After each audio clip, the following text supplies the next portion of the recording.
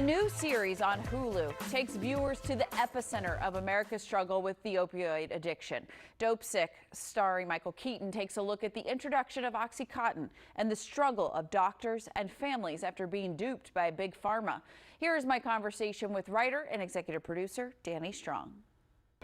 I'm helping you. I'm saving you from wasting your time. The FDA, justice, the doctors, they all want their drugs.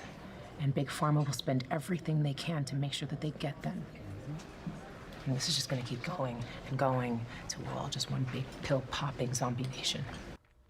Danny, we are so happy to have you here on Great Day Washington. Your new series, Dopesick, is just getting people so entranced and enthralled, getting such great reviews about this opioid crisis that we have faced here in America. How did this series come to be for you? Why did you want to tackle this topic?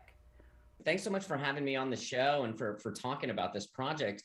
When I first started researching the criminal behavior of Purdue Pharma and how they marketed and distributed OxyContin, their drug, I was just stunned by the level of deception, dishonesty, lies. It was truly staggering because they had sold the drug as less addictive than other opioids, or less than 1% of people get addicted to OxyContin was one of their favorite phrases, and that was untrue.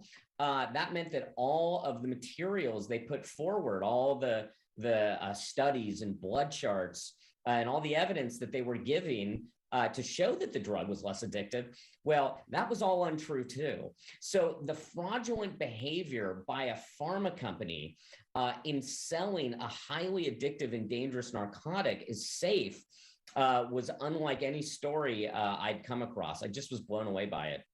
You know, we've heard so much about this crisis in the news, and many of us have been, touched by it. Some of us have seen it from afar. But what I love so much about Dopesick is that we are seeing this from different perspectives, right? You've got the big pharma, but also how the doctors were duped, and then how the families, and how easy it is for somebody to get addicted.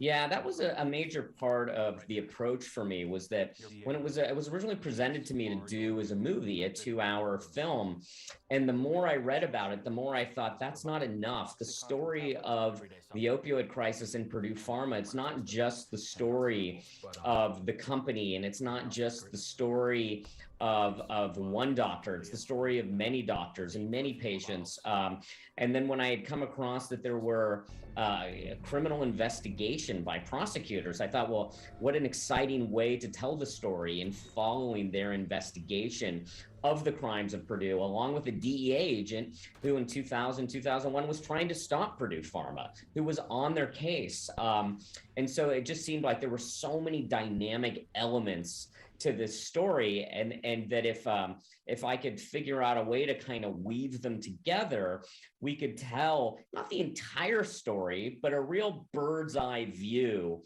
of how this all happened and how so many different people were affected by it. And I also thought it would be, an emotional and exciting way to present the subject matter. I was just telling the story. I was in an airplane next to a gentleman who was going to essentially bury his son, who, and I didn't realize it, he had his ashes in a pill bottle on the airplane with him because he overdosed. This was maybe 6-7 years ago. And I heard so much about it. He was from central, like farming, Ohio, kind of the epicenter of a lot of this, young kid. And that was kind of my first introduction into how crazy this was and how awful this was. So thank you for bringing these stories to light. Such a tragedy. Yeah. Well, thank you for sharing that with me. It's hearing those kinds of stories. It reaffirms why we did this. Congratulations on all the, excitement around it and getting this story out. People may know you. You used to be in front of the camera as an actor. You were on Buffy and Gilmore Girls, Billions. You co-created Empire, the hit Empire, but this is one of your first solo projects. What was that like? Well, I'm not going to lie to you. I loved it. It was really great. Either you're going to be freaked out about making all the decisions, or you're going to enjoy making all the decisions. And I quite enjoyed it. I'd also had the luxury of working with a lot of unbelievably talented people over the years that I learned so much from. Jay Roach and Lee Daniels and all these incredible producers, Sidney Pollack. So I felt like working with all of these people had led me to this point where I was ready to run the ship myself. And like I said, I did enjoy the process. It's really a fascinating series, such an incredible insight into this crisis in our country. Dopesick is now streaming on Hulu.